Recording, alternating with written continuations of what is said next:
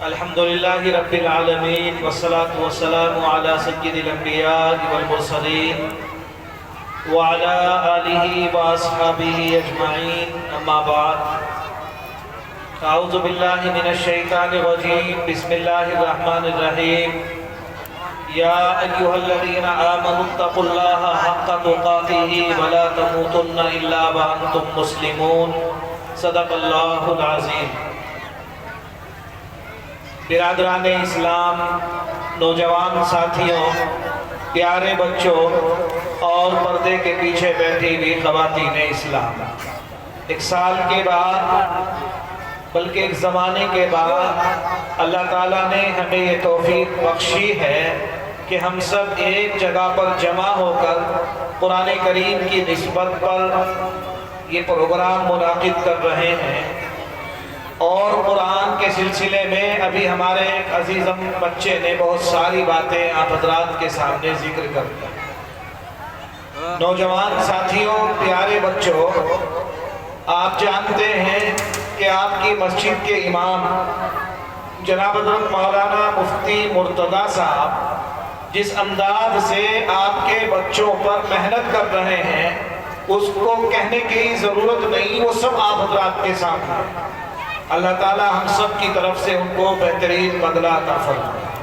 ہر سال حافظ قرآن آپ کی مسجد اور آپ کے مکتب اور مدرسے سے نکل کے عالم اسلام میں پکے بڑے بڑے مدرسوں میں جا رہے ہیں، قرآن اور حدیث کی تعلیم کو حاصل کر رہے ہیں۔ یہ اللہ تعالیٰ کا بڑا فضل اور کرم اور احسان ہے۔ میں یہ چاہتا ہوں بہت مختصر سے لمحات میں مختصر سی باتیں عرض کر کے اپنی بات کو ختم کروں۔ میں نے قرآن مقدس کی ایک آیت پڑھی،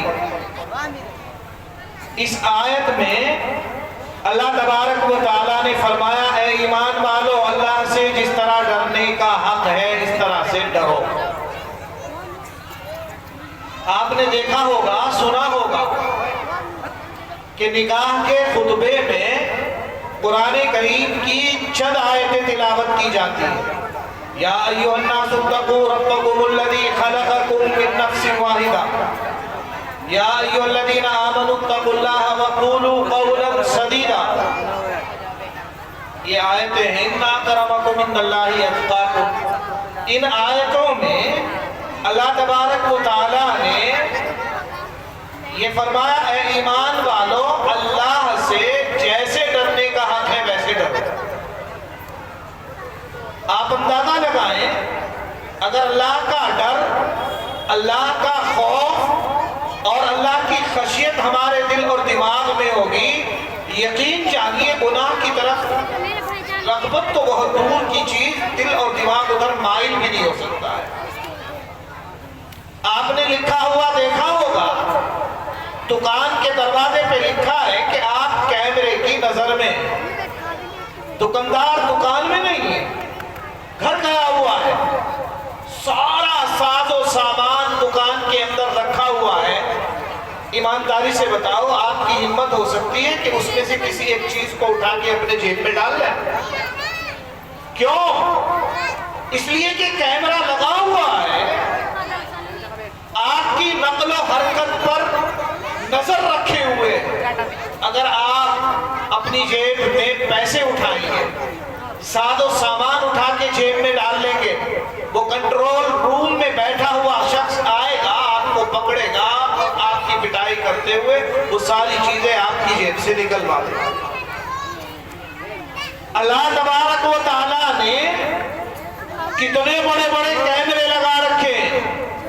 اگر ہمارے دل اور دماغ میں یہ بات آ جائے، فرشتے لکھنے والے، ایک ادھر بیٹھا ہے ایک ادھر بیٹھا ہے، میں کل ہی سبق پڑھا رہا تھا، جب انسان مر جائے گا اعمال ناموں کا رجسٹر اس کے سامنے پھیلایا جائے گا، خدا کی قسم وہ تصور کرے گا اور خیال کرے گا اے اللہ، اس کے اندر تو وہ غلطی لکھی ہوئی ہے جو میں نے رات کی تنہائی میں فلاں کے مکان میں فلاں وقت، دنیا میں میرے علاوہ اس کو کوئی نہیں جانتا تھا، کہاں سے آ گیا؟ لکھا ہے لا یغادر صغیرۃ ولا کبیرہ، اس اعمال نامے میں نہ چھوٹی غلطی بچے گی نہ بڑی غلطی بچے گی، تمام لکھ دی جائے۔ اس لیے میرے بھائیوں، میرے بزرگوں اور دوستوں، ہمیں اپنے دلوں کے اندر اللہ کا ڈر، اللہ کا خوف پیدا کرنا چاہیے۔ جب اللہ کا ڈر ہمارے دل اور دماغ میں آئے گا تو یقین جانیے گناہوں کی طرف دل اور دماغ نہیں چلے گا۔ جو آدمی اللہ سے ڈرنے والا ہو جائے، اللہ کی طرف سے اس کو 3 انعام دیے جاتے ہیں۔ خدا نہ خواستہ، نمبر 1، اللہ نہ کرے وہ کسی مصیبت میں پھنس گیا، کسی مقدمات میں گرفتار ہو گیا، کسی پریشانی میں الجھ گیا، کھانے کے لیے ناج نہیں، چلنے کے لیے سواری نہیں، اللہ تبارک و تعالیٰ نے فرمایا وَمَن يَتَّقِ اللَّهَ يَجْعَلْ لَهُ مَخْرَجًا۔ جو اللہ سے ڈرے گا، اللہ اس کے لیے اس مصیبت اور پریشانی سے نکلنے کی راہ تجویز کر دے گا۔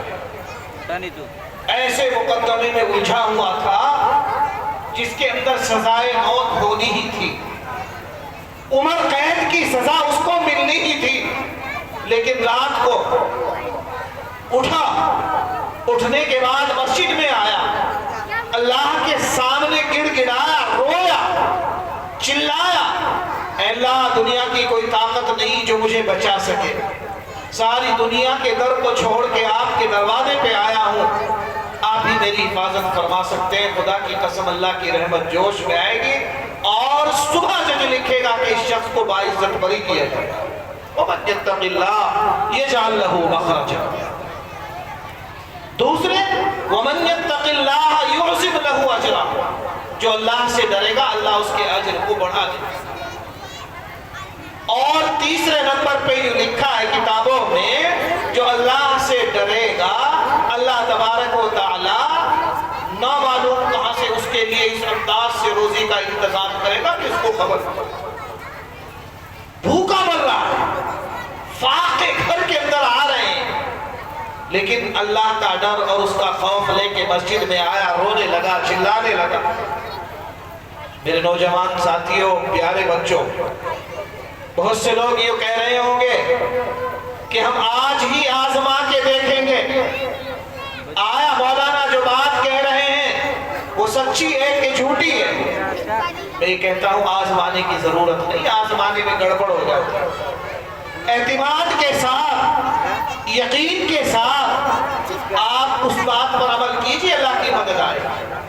آپ نے کوئی واقعہ سنا ہو، ایک خود بڑے محدث تھے، بہت بڑے عالم تھے، حدیث میں آیا جو آدمی امام صاحب کے رکوع کرنے سے پہلے رکوع میں چلا جائے، جو آدمی امام صاحب کے سجدہ کرنے سے پہلے سجدے میں چلا جائے، امام صاحب کے اٹھنے سے پہلے اٹھ جائے، امام صاحب کے بیٹھنے سے پہلے بیٹھے، حدیث میں یوں آیا اللہ تعالیٰ اس کے سر کو گدھے کے سر کی طرح سے کر دیتے۔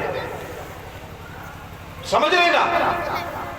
جو آدمی امام صاحب سے پہلے نیت باندھ رہا ہے، امام صاحب سے پہلے رکوع میں جا رہا ہے، امام صاحب سے پہلے سجدے میں جا رہا ہے، امام صاحب سے پہلے اٹھ رہا ہے، لکھا ہے کتابوں میں، حدیث میں آیا اللہ اس کے سر کو گدھے کی طرح سے بنا دے۔ بہت بڑے مفسر تھے، حدیث محدث تھے، حدیث پڑھایا کرتے تھے، شیخ الحدیث تھے۔ ان کے دل اور دماغ، ایک روز نماز پڑھ رہے تھے، دل اور دماغ میں آیا کہ میں آج یہ حدیث پڑھا کے آیا ہوں، چلو میں دیکھتا ہوں۔ چنانچہ انہوں نے امام کے رکوع میں جانے سے پہلے رکوع کیا، امام کے رکوع میں اٹھنے سے پہلے سر اٹھایا، سجدے میں جانے سے پہلے سجدہ کیا۔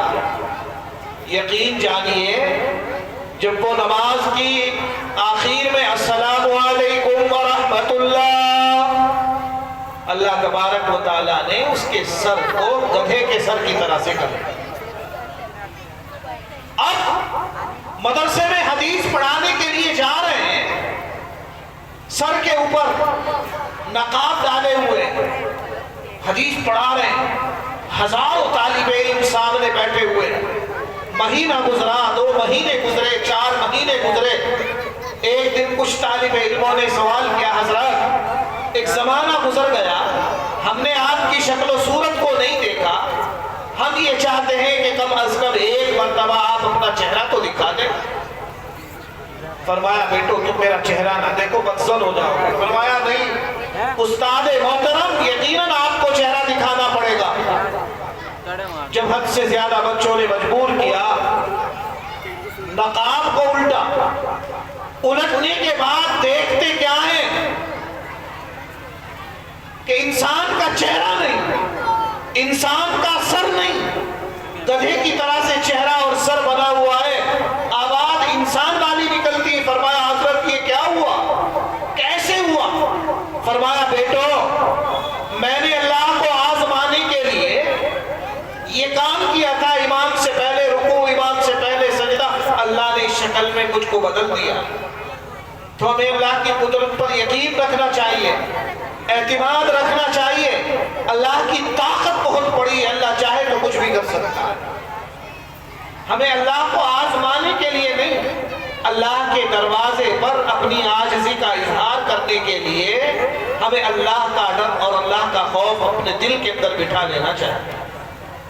میرے پیاروں، ہمارے ان جلسوں میں آنے کا جو مقصد ہوتا ہے یہی ہوتا ہے، آج تک کی ہماری زندگی گناہوں میں گزر گئی، آج تک کی ہماری زندگی غفلت اور لاپرواہی میں گزر گئی۔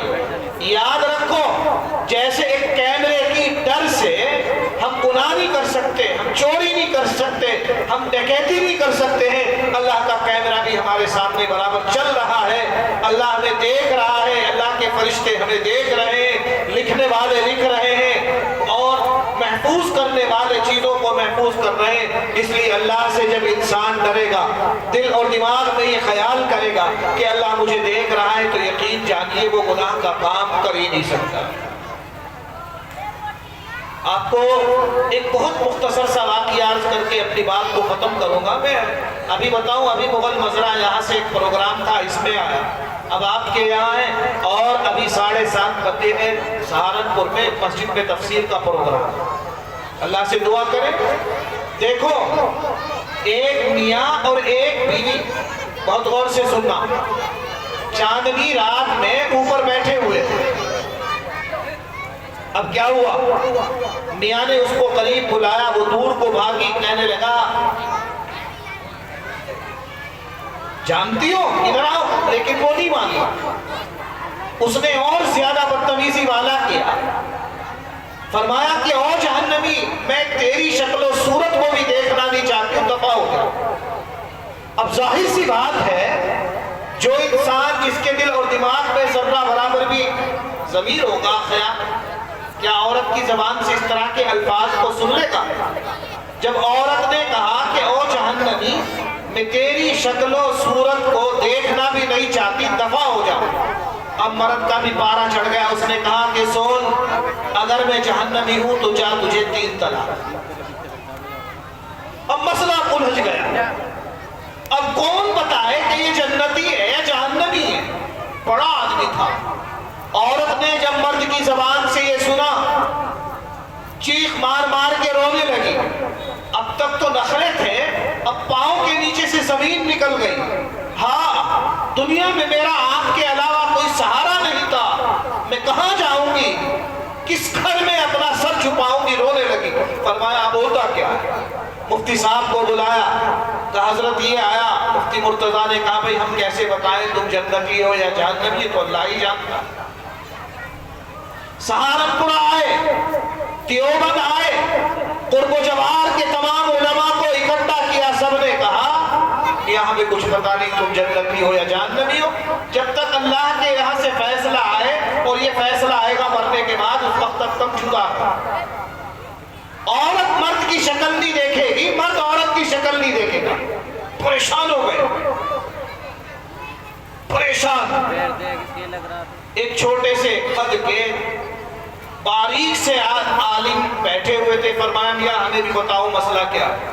انہوں نے کہا کہ ہم میاں اور بیوی دونوں بیٹھے ہوئے تھے، میں اس کو بلا رہا تھا، نہیں مانی، اس کی زبان سے نکلا کہ او جہنمی دفع ہو جا، میری زبان سے نکلا میں نے تجھ کو 3 طلاق دے دی، گھر میں جہنمی۔ اس کو قریب کو بلایا اور بلانے کے بعد اس سے کچھ پوچھا، اس نے کہا بتایا، کہا چلو لوگوں کو اکٹھا کرو، کہا بتاؤ تو کہ نہیں، لوگوں کو اکٹھا کرو۔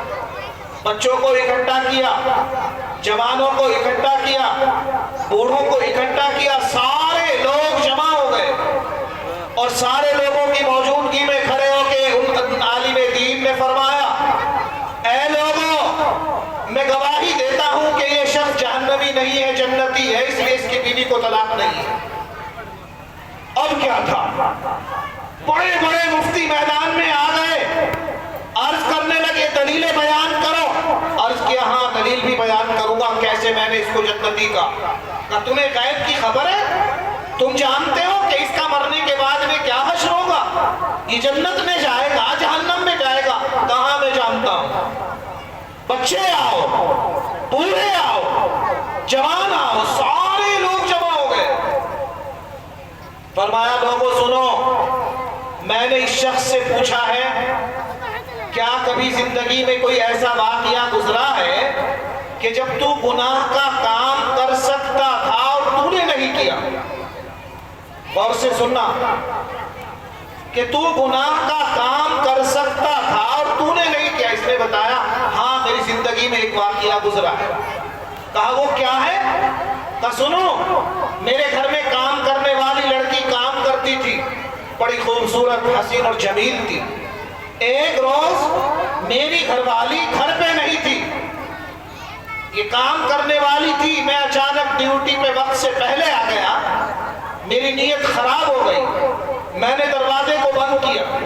یقین جانیے اس لڑکی کے علاوہ گھر میں کوئی نہیں تھا۔ میں نے اس لڑکی کو اپنے قریب بلایا، بلانے کے بعد اس سے اپنی خواہش کو پورا کرنا چاہا، پلنگ اور چارپائی پہ اس کو لٹا لیا۔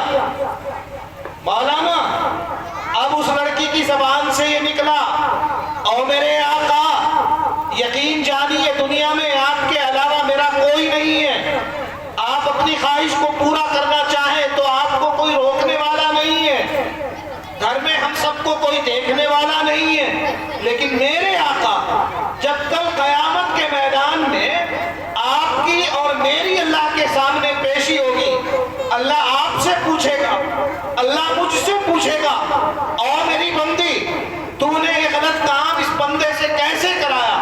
اللہ آپ سے دریافت کرے گا، اور میرے بندے تیرے گھر میں خوبصورت بیوی تھی، تو نے اپنی بیوی کو چھوڑ کر اس لڑکی سے اپنی خواہش کو پورا کیسے کیا؟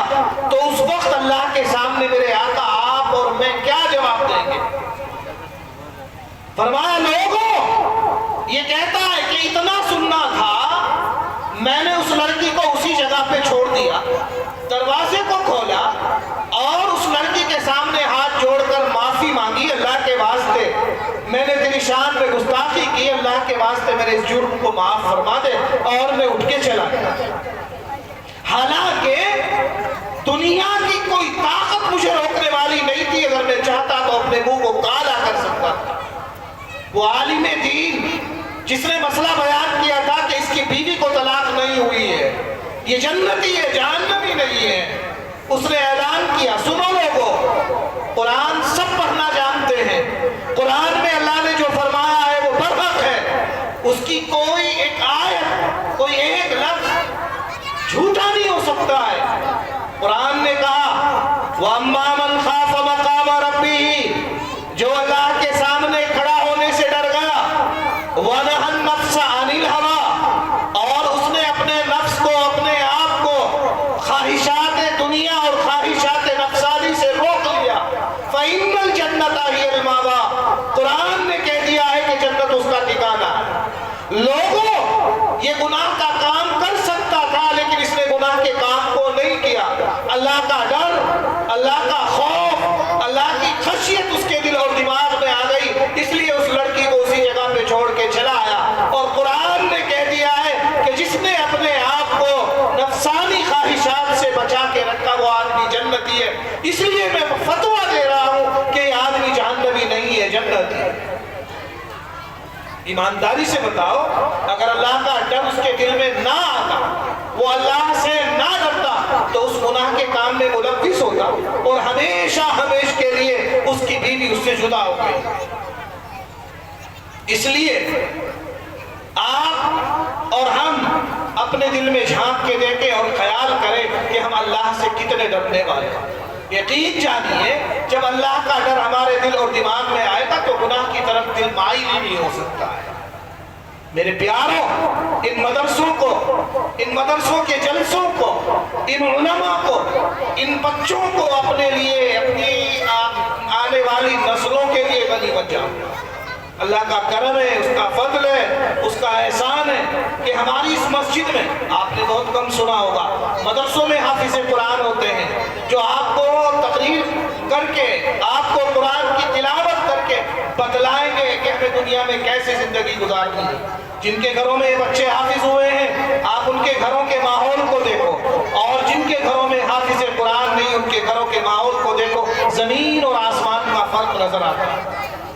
اس لیے بچوں کی بھی قدر کرو، بچوں کے پڑھانے والے اساتذہ اعزام کی بھی قدر کرو، غنیمت جانو، یقین جانو کہ اللہ تبارک و تعالیٰ نے آپ کو ایک ایسا عالم دے دیا جو میں سمجھتا ہوں کہ ابتدائی سے اللہ نے جس کی طبیعت کے اندر نیکی رکھی۔ آپ جانتے ہو میں پانڈولی میں تقریباً 12 سال پڑھا کے آیا، اور ان مفتی صاحب نے تقریباً 5-6 سال مسلسل میری خدمت کی ہے، اور لگاتار کھانا لانا، کھانا کھلانا، ناشتہ کرانا، برتن دھونا۔ یقین جانیے کہ میں سمجھتا ہوں کہ آج اساتذہ اعزام کی خدمت کا صلہ ہے جو اللہ نے انہیں نوازا۔ ایک بچہ بھی اگر کوئی حافظ قرآن بنا دے اس کی زندگی کے لیے کافی ہے، اور یہ ہر سال کتنے حافظ بنا رہے ہیں۔ یہ آپ کے لیے بھی، ہمارے لیے بھی، خاندان والوں کے لیے، رشتہ داروں کے لیے بڑی سعادت اور نیک بختی کی بات ہے۔ یقین جانو تھوڑی بہت غلطیاں انسان سے ہو بھی جاتی لیکن اس کو نظر انداز کرو۔ اور مفتی صاحب، میں تو یہ کہتا ہوں کہ مفتی صاحب کی قدر اور منزلت جتنی تمہارے دل اور دماغ میں آئے گی، اللہ تبارک و تعالیٰ اتنا ہی تمہیں اور نوازتے جائے گا۔ گھر گھر میں حافظ قرآن پیدا ہو جائیں گے، عامل قرآن پیدا ہو جائیں گے۔ اس لیے میرے بھائیوں، ابھی اور لمبا پروگرام چلے گا، بہت سارے علماء آئیں گے، ان کی تقریریں ہوں گی، ان کے بیانات ہوں گے۔ آپ حضرات غور سے سنیں، ان باتوں پر عمل کرنے کی کوشش کریں، اللہ تعالیٰ سے دعا کریں۔ اللہ تعالیٰ حضرت مفتی صاحب کو ہماری اس مسجد میں، ہم تو یہ دعا کرتے ہیں کہ جب تک زندہ رہیں وہ اللہ تعالیٰ اسی مسجد کی خدمت کے لیے، ہمارے بچوں خدمت کے لیے قبول فرما لے، اور آپ حضرات جو ہے وہ بڑی قدر کریں۔ اللہ مجھے بھی آپ کو بھی عمل کرنے کی توفیق عطا فرمائے۔